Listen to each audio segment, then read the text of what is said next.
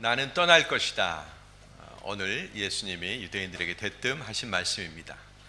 만약 제가 이 자리에서 저는 여러분을 떠날 것입니다, 이렇게 말하면 여러분 어떻게 반응하실까요?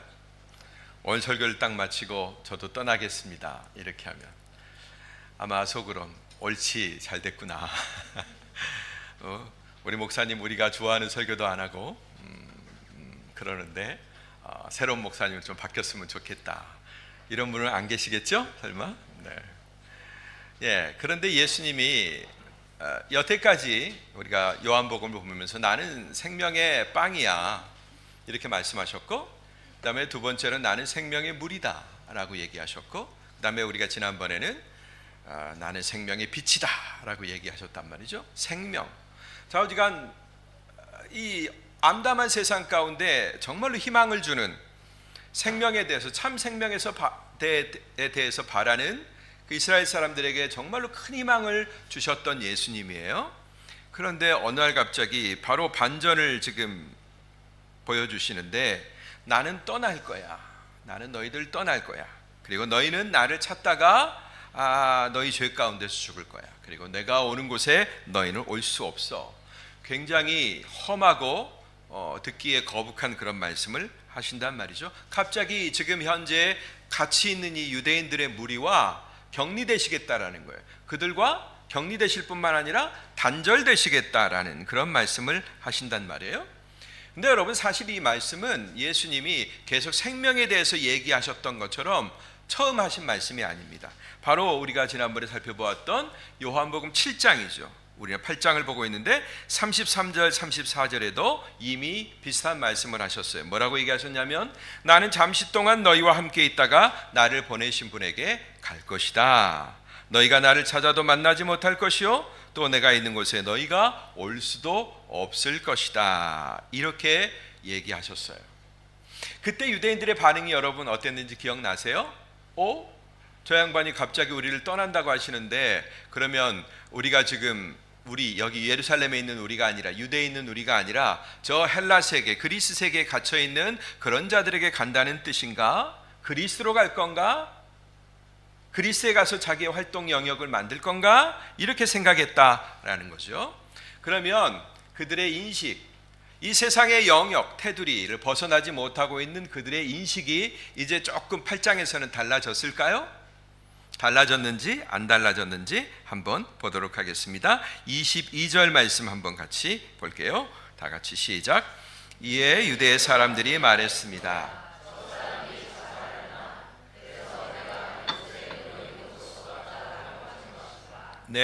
저 사람이 자살하려나? 어떻게 여러분 이런 상상이 가능할까요? 한 사람이, 예수님이 돌아가실 이유도 없잖아요. 근데 자기들이 위협하니까, 지금 막 몰아세우니까, 예수님 몰아세우고 있고 말을 안 듣고, 그러니까 이 사람이 이제 못 견디고 자살하려나? 뭐 이런 상상까지 했다라는 거죠. 자, 저 사람이 그리스로 가려나? 여러분, 그들의 육신의 안목에 보이는 영역이죠. 그러면 너희가 나 있는 곳에 오지는 못할 거야. 그리스는 무리하면 갈 수 있잖아요. 여행하면 갈 수 있잖아요. 지금 우리가 터키에서 비행기 타면 그리스 갈 수 있잖아요. 마찬가지로 유대에서도 배 타면 그리스 갈 수 있습니다. 헬라 세계 갈 수 있습니다. 근데 나 있는 곳에 너희는 못 온다고 그러니까, 그러면 저 죽음의 세계로 혼자 떠날 건가? 이런 상상을 했다라는 거죠. 우리는 이걸 통해서, 이 두 번의 유대인들의 반응을 통해서 그들이 얼마나 철저하게 육적인 사고를 했는가, 이것을 우리는 여기서 살펴볼 수 있다라는 거예요. 어떤 얘기를 들어도 예수님이 떠난다는 그 얘기를 육적인 영역, 그들의 눈에 보이는 가시적인 영역에서 해석하고 있고, 나 있는 곳에 너희가 못 온다고 하니까 그것을 그냥 죽음으로밖에 해석하지 못하는 그들의 모습을 우리는 보는 것입니다. 지극히 현세적이고 지극히 자기중심적인 그런 안목을 갖고 있죠. 그러니까 예수님이 가시겠다고 하는 영역, 내 아버지께로 간다라는 그 세계에 대해서 전혀 추워도 일말의 그런 가능성도 없었던 거예요. 전혀 생각에 이르지 못했습니다. 예수님은 언제나, 처음부터 그랬지만 지금도 그들 앞에 예수님은 그냥 나와 똑같은 인간일 뿐이었던 거예요.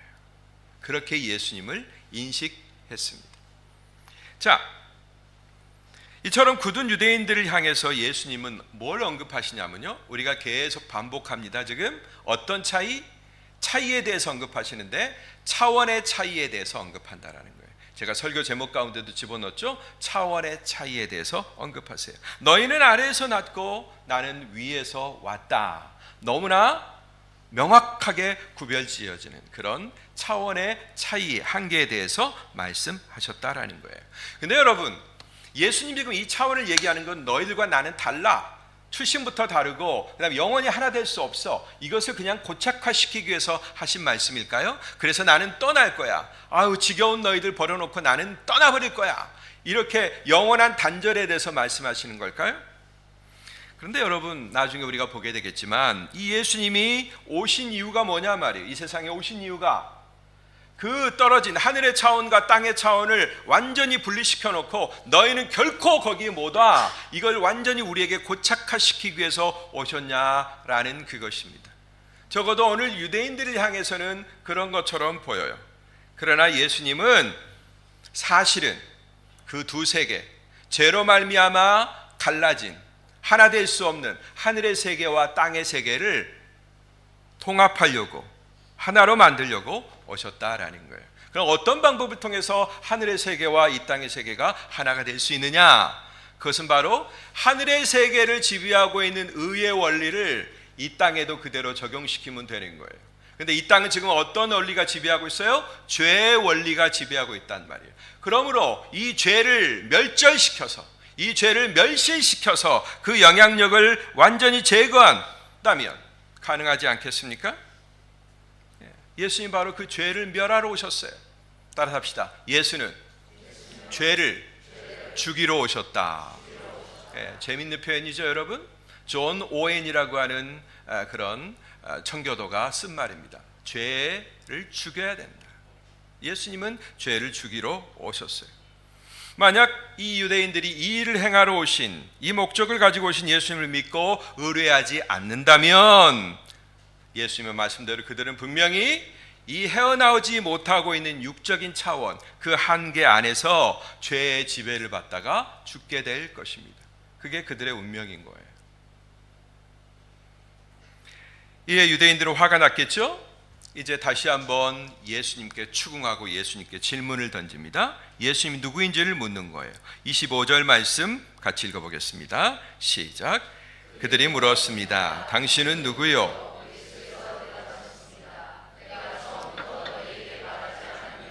네, 당신은 누구요? 여러분, 이 질문을 우리는 많이 들었습니다. 당신은 누구요? 당신의 아버지는 누구요? 하면서 예수님의 정체에 대해서 계속 묻는다라고 말씀드렸어요. 당신은 누구요? 근데 여러분, 이렇게 물으면 그 물음은 알고 싶은 거 아니에요? 예수님 누구인지를 알고 싶은 거 아니에요? 근데 사실은 그들은 예수님에 대해서 알고 싶지 않았어요. 근데도 묻는 거예요. 반복적으로. 아무리 말해도 나는 누구다, 나는 누구다, 다른 관계를 통해서, 삼자와의 관계를 통해서, 아버지와의 관계를 통해서 예수님이 자꾸 자기를 보여줌에도 불구하고 계속해서 묻는 거예요. 뭔 얘기입니까? 우리는 지금까지 당신이 자기에 대해서 한 얘기에 대해서 인정하지 않소, 인정할 수 없소 라는 그런 결정이거든요. 이미 마음의 결정을 내린 다음에 계속 묻는 거예요.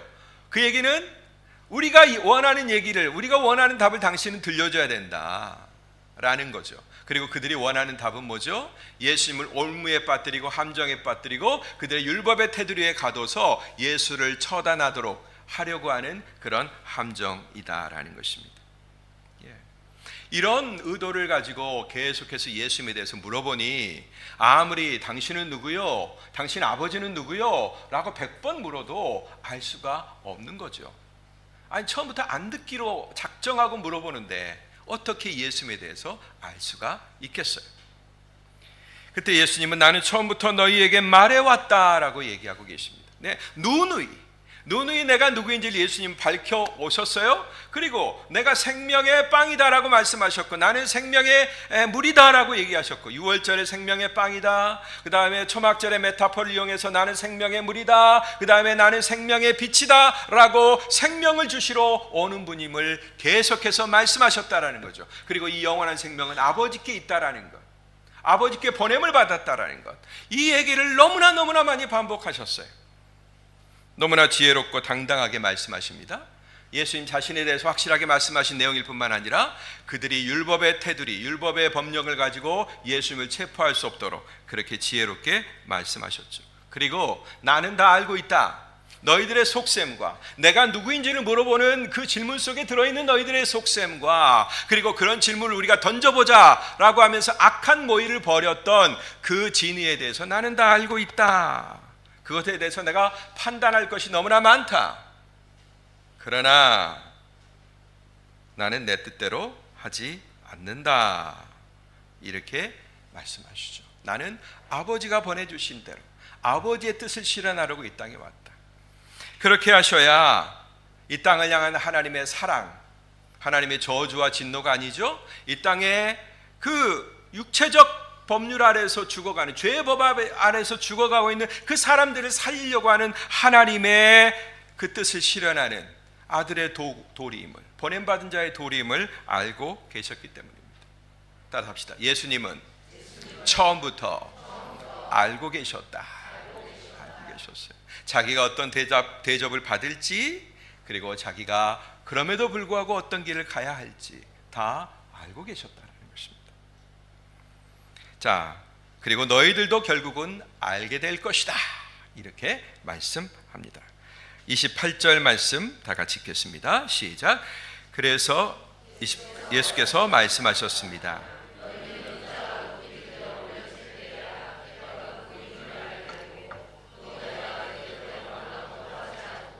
오직 아버지께서 내게 가르쳐 주신 대로 말한다라는 것을 알게 될 것이다. 예. 사람들이 예수님이 높이 들려올려질 때, 마치 유명한 가수가 무대 중앙에 올려지고 높은 무대에 올려질 때 우리가 다 그것을 바라보고 그것도 모자라서 스포트라이트를 막 비추고 그러지 않습니까? 그때 우리는 그 사람들을 보면서 열광하고 그러죠. 마치 이처럼 예수님이 높이 올려질 때, 그때야 비로소 예수님에 대해서 알게 될 거라고 그렇게 말씀하셨습니다. 자, 그러면 예수님이 높이 올려진다라는 것이 여러분 어떤 의미일까요? 예수님이 어떤 방식으로 그들의 눈앞에서 높이 올려지실까요? 이 땅의 방식일까요? 네, 처음에는 이 땅의 방식으로 올려집니다. 어떤 모습으로 올려지시냐면 총 3번에 걸쳐서 올려지세요. 제가 파악한 걸로는 3번입니다. 자, 그 첫 번째는 뭘로 올려지시느냐? 바로 저 골고다 언덕에서 로마의 형틀로 만들어진, 그래서 죄인들의 공포를 조장하는 그런 높은 장대에 매달리시잖아요. 그죠? 지상보다도 훨씬 더 높은 곳이죠. 골고다라고 하는 언덕은 보통 높은 곳이잖아요. 그 언덕에서도 또 장대에 매달리시는 예수님, 바로 그 십자가를 통해서 예수님은 높이 올려지십니다. 전 유대인들이 보는 앞에서, 모든 유대인들이 보는 앞에서 십자가 형틀에 달리시게 되는 사형수가 되시는 거예요. 바로 이것을 통해서 예수님이 올려지셨는데, 그러면 이걸 통해서 예수님이 뭘 증명하십니까? 도대체 그걸 통해서 사람들이 뭘 알게 될까요? 그 십자가에 달리신 예수를 보면서 어떤 사람들은 끽끽대고 즐거워하며 비난하고 손가락질했고, 어떤 사람은 슬퍼하며 눈물을 흘리며 그 고통에 참여하려고 했고, 많은 부류의 사람들이 있었지만 예수님이 그 십자가에 달리신 그걸 통해서 도대체 뭘 알게 된다라는 것입니까? 사람들이 뭘 알게 될까요? 그것은 바로 말씀하신 대로 아버지의 뜻, 자기를 보내신 아버지의 뜻을 실현하는 그런 종으로서의 예수님의 순종을 보게 된다라는 것입니다. 그때 비로소 그 일이 이루어지고 나면, 십자가의 그 사건이 완성되고 나면, 그때 비로소 너희가 알게 될 것이다. 내가 누구인지, 내가 바로 그인지 너희들이 알게 될 것이다. 이렇게 말씀하고 있는 것입니다. 여러분, 겟세마네 동산에서 예수님이 드렸던 마지막 기도 기억하시죠? 아버지여, 만약 할 만하시거든 이 잔을 내게서 옮기시옵소서. 그러나 내 뜻대로 하지 마시고 아버지의 뜻대로 하옵소서 했던 주님의 말씀이 응하게 되는 것이고, 그 일을 통해서 하나님이 그 아들을 세상의 구주로, 세상의 속박으로부터 벗어나게 하는 구주로 보내셨다라는 사실을 드디어 결국은 알게 될 거다, 이렇게 말씀하시는 것입니다. 자, 제가 총 3번이라고 말씀드렸죠? 두 번째로는 언제일까요? 언제 예수님이 또 높이 올라가십니까? 요즘처럼 무슨 엘리베이터가 있는 것도 아니고 에스컬레이터가 있는 것도 아니고 무슨 리프트가 있는 것도 아니고, 어떻게 해서 예수님이 또 모든 사람들 앞에서 높이 올림을 받으셨을까요? 물리적으로. 예, 제가 지금 이 높임을 받았다는 것은 물리적인 높임이에요. 모든 사람들 앞에서 주님이 높이 들리시는 거예요. 두 번째는 어떤 때냐? 예수님이 부활하신 다음에 40일 동안 제자들과 같이 계시고 그 다음에 하늘로 승천하실 때 500여 명의 형제들이 보는 눈앞에서 1000개의 눈이 있는 그 눈들 앞에서 하늘로 들려 올라가실 때, 구름을 타고 하늘로 올려가실 때, 그때 사람들이 높이 들리신 예수님을 보게 되는 것입니다. 예. 그 승천은 뭘 의미할까요? 예. 처음에는 십자가에 높이 달릴 때는 아버지의 명령, 아버지의 뜻에 그대로 순종하는 예수님의 모습을 보여줬다면, 이 두 번째는 우리들에게 뭘 보여주는 걸까요? 어떤 깨달음을 주는 걸까요? 그렇구나, 아버지의 뜻을 이 땅에 실현하러 오신 예수님, 그리고 그 뜻을 완성하신 예수님께서 하늘로 올려가는 그런 영광을 수여해 주시는구나, 하나님 보좌 우편에 원래 계셨던 그 자리로 회복시켜 주시는 그런 영광을 세상 사람들로부터 보게 하셨다라는 것입니다. 기억하세요, 여러분. 1000개의 눈이 예수님의 승천을 목격했습니다. 그럼 마지막 세 번째는 무엇일까요? 세 번째는 무엇일까요? 그것은 저와 여러분들이 앞으로 보게 될 그런 광경입니다. 마침내 저 영광스러운 하나님의 나라를 우리에게 가지고 오고 이 땅에 강림하실 때 높이 들리신 예수님, 저 새하늘과 새 땅을 가져오시면서 산들아 내 사람들을 내놔라, 죽은 자들을 내놔라, 바다야 내 죽은 자들을 내놔라 하시면서 그들을 하늘로 올리시고 그 나라를 가지고 이 땅에 내려오신 그 예수님을 만나게 된다라는 것입니다.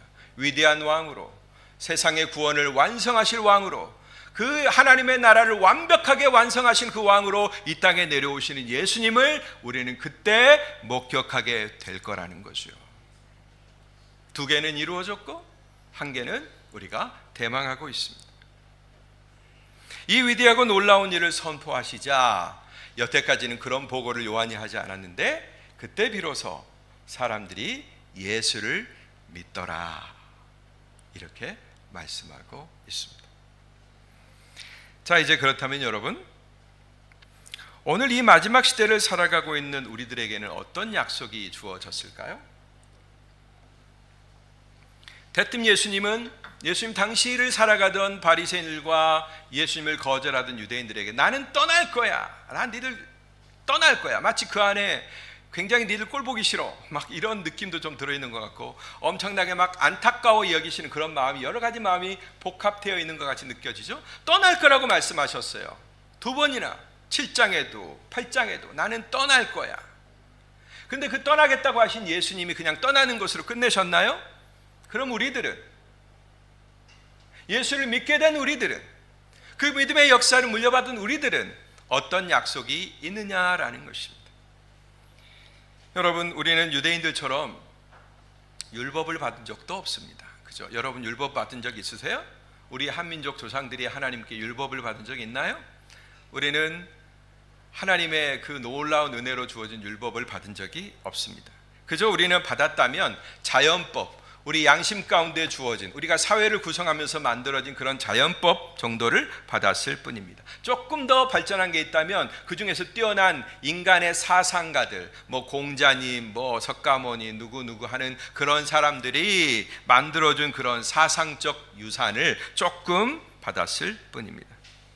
그렇다면 그렇게 아무런 영적 유산이 없는 유대인들은 어마어마한 하나님이 직접 계시해주는, 돌판에 새겨주는 그런 율법을 받았지 않습니까? 하나님이 직접 기록해 주신 율법을 받았죠. 근데 우리는 그런 게 없어요.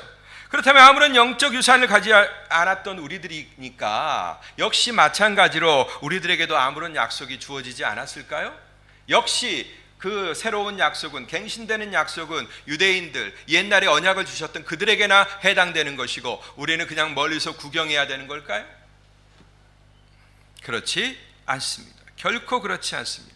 오늘 우리에게 주어진 놀라운 예수님의 약속에 대해서 한번 들어보시길 바랍니다. 요한복음 14장 18절 19절입니다. 다 같이 큰 목소리로 18절 19절을 낭송해 주시기 바랍니다. 시작. 나는 너희를 고아처럼 내버려 두지 않고 너희에게 다시 오겠다.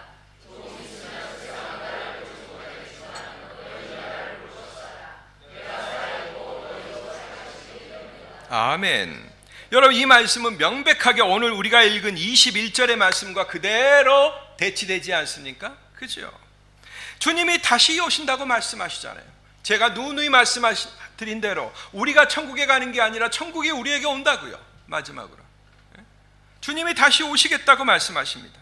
예수 그리스도, 그의 이름을 믿고 영광스러운 하늘 계보의 양자로 입적된, 입양이 된 우리들을 예수님은 고아처럼 버려두지 않는다라는 거예요. 나 떠날 테니까 니들 알아서 해, 이렇게 하지 않으신다라는 거예요.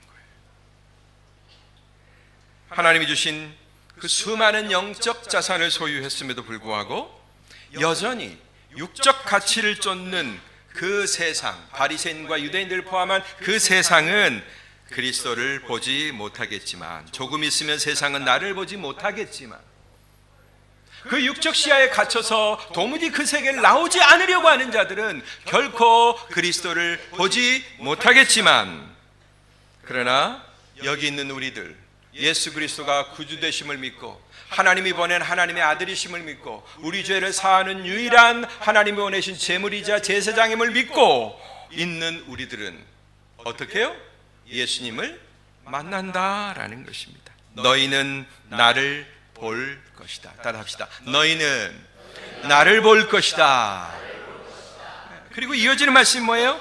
내가 살아있고 너희도 살 것이기 때문이다. 할렐루야. 어떻게 우리가 만나요? 그럼 살아계신 예수님, 부활하신 예수님이죠. 죽음의 권세를 이기고 보좌 우편에 앉아 계신 예수님이죠. 그 예수님이 부활의 몸을 이끌고 하나님의 나라 새로운 새하늘과 신천신지를 우리에게 가지고 오실 때, 그때 우리가 어떻게 주님을 만나요? 너희도 살 것이기 때문이다.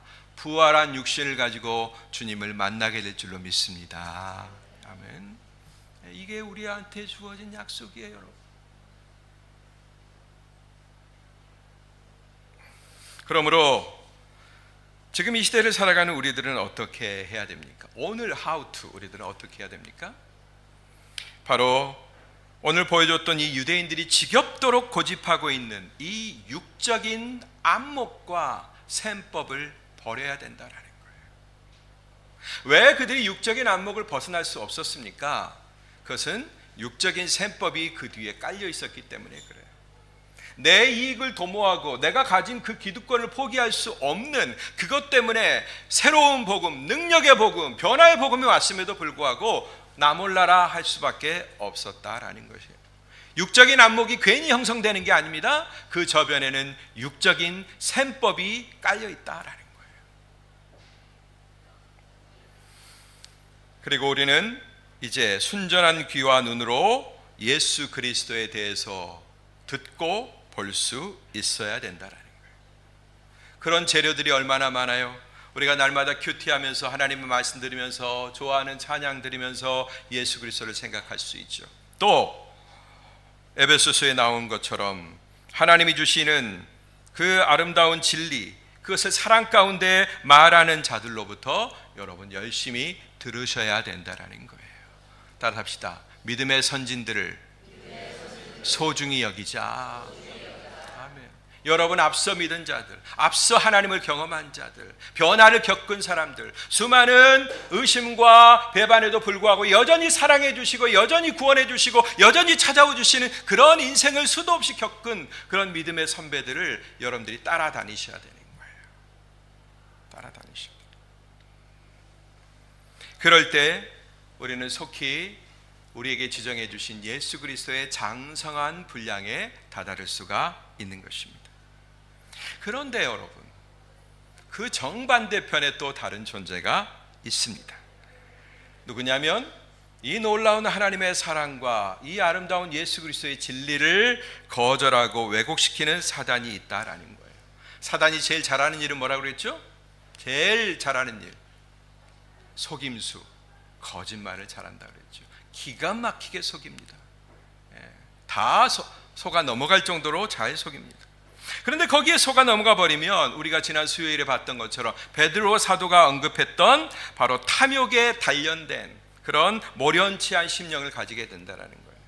우리의 심령이 진리로 단련되고 진리로 무장이 되어 있어야 되는데 자꾸 그것을 외면하고 사단에게 속고 사단에게 영토를 내어주면 우리의 마음밭이 점점 단단해져서 옹골차져서 뭘로 연단이 돼요?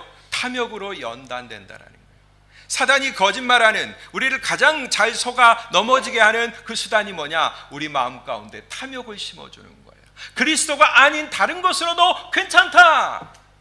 그리스도가 아닌 다른 것으로 네 마음을 채워도 너는 얼마든지 행복할 수 있다 라는 그 탐욕으로 이 땅의 것을 자꾸 보여주면서 이 땅의 화려함을 보여주고 이 땅의 재미를 보여주고 이 땅의 쾌락을 보여주며 그 속에 탐닉하도록 만드는 것입니다. 어느덧 하나둘씩 누리고 어느덧 하나씩 탐닉하기 시작하면 어느 순간에 내 심령이 그것들을 더 누리고자 하는 탐욕으로 연단되는 거예요. 단련이 되는 겁니다.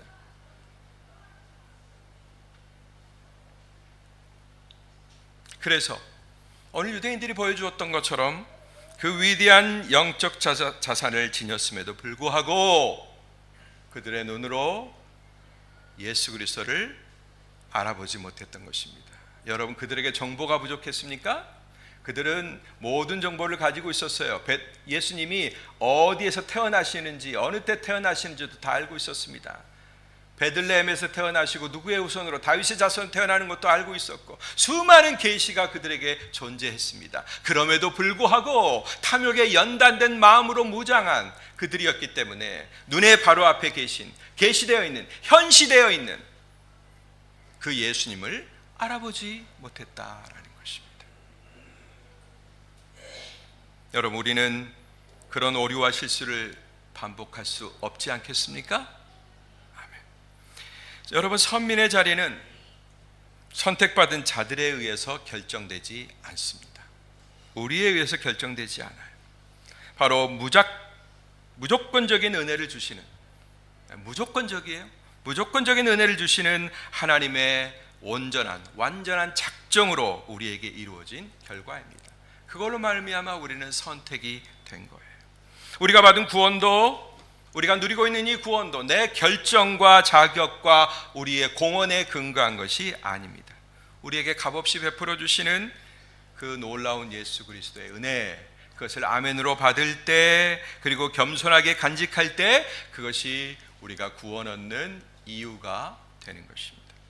그 은혜를 깨닫고 아멘으로 받는 자는 오늘 주님이 말씀하신 대로 어떻게 해요? 너희는 나를 다시 만난다. 나를 볼 거야.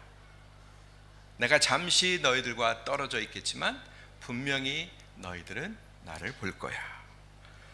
이것을 여러분들이 누리게 되신다라는 거예요. 자, 죄로 인해 격리되어 버린 하늘과 우리 세계, 그 세계를 통합해서 하나의 나라, 하나님의 나라로 완성해서 우리에게 가져오실 이 예수 그리스도, 이 그리스도가 주시는 풍성한 은혜로 오늘 여러분의 심령이 더 채울 수 없을 만큼 가득가득 풀로 채워지게 되기를 주의 이름으로 축복합니다. 기도하겠습니다.